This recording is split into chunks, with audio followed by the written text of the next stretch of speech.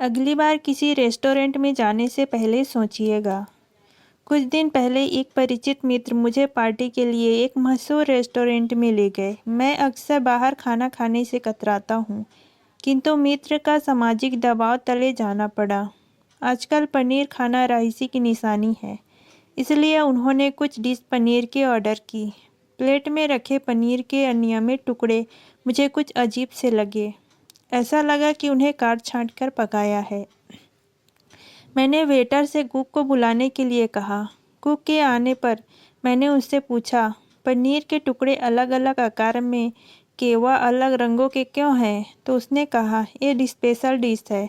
मैंने कहा कि मैं एक और प्लेट पैक करवा के ले जाना चाहता हूँ, लेकिन वो मुझे ये डिश बनाकर दिखाएं।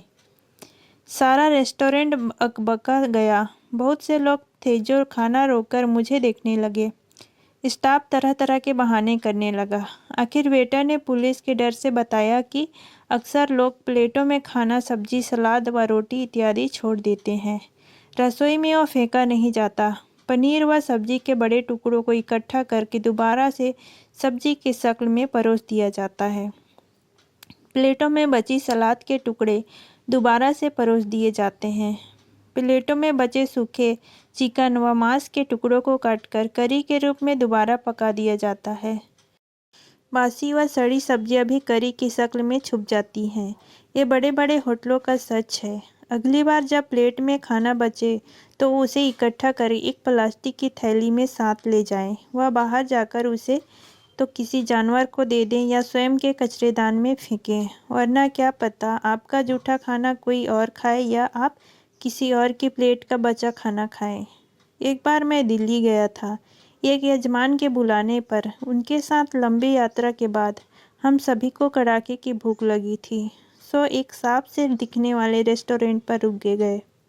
समय नष्ट न करने के लिए खाना मंगाई गया। एक साफ से ट्रे में दाल, सब्जी, चावल, रायता व साथ एक टोकरी में रोटियां आई। पहले कुछ दौर में ध्यान नहीं गया, फिर मुझे कुछ ठीक नहीं लगा। मुझे रोटी में खट्टेपन का एहसास हुआ। फिर सब्जी की ओर ध्यान दिया तो देखा सब्जी में हर टुकड़े का रंग अलग अलग सा था। चावल चखा तो वहाँ भी मजरा गड़बड़ था। सारा खाना छोड़ दिया। फिर काउंटर पर बिल पूछा तो 650 का बिल थमाया। मैंने कहा, भैया पैसे तो दूंगा, लेकिन एक बार आपके रसोई देखना चाहता हूँ। वो अटक पटा गया और पूछने लगा, क्यों? मैंने कहा, जो पैसे देता है उसे देखने का हक है कि खाना साफ बनता है या नहीं। इससे पहले कि वो कुछ समझ पाता, मैंने होटल की रसोई की ओर रुक गया और आश्चर्य की सीमा न रही जब देखा रसोई में कोई खाना नहीं पक रहा था।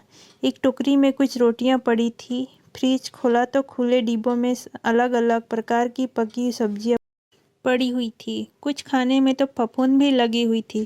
फ्रिज से बदबू का भभका आ रहा था। डांटने पर रसोइयों ने बताया कि सब्जियां करीब 1 हफ्ता पुरानी है। परोसने के समय वो उन्हें कुछ तेल डालकर कढ़ाई में तेज गर्म कर देता है और धनिया टमाटर से सजा देता है। रोटी का आटा 2 दिन में एक बार ही गूंथता है।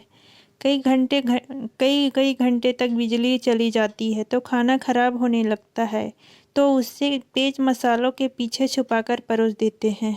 रोटी का आटा खराब हो तो उसे वो नॉन बनाकर परोस देते हैं। मैंने रेस्टोरेंट मालिक से कहा कि आप भी कभी यात्रा करते होंगे। ईश्वर करे जब अगली बार आप भूख से बिलबिला रहे हो तो आपको बिल्कुल वैसा ही खाना मिले जैसा आप परोसते हैं। उसका चेहरा स्याह हो गया। आज आपको खतरों, धोखों व ठगी से सिर्फ जागरूकता ही बचा सकती है, क्योंकि भगवान को भी दुष्टों ने घेर रखा है।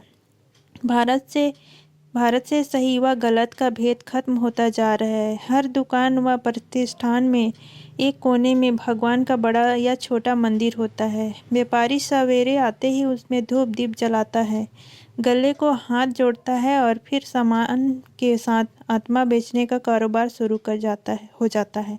भगवान ने मांगते वक्त ये नहीं सोचते कि वो स्वयं दुनिया को क्या दे रहे हैं।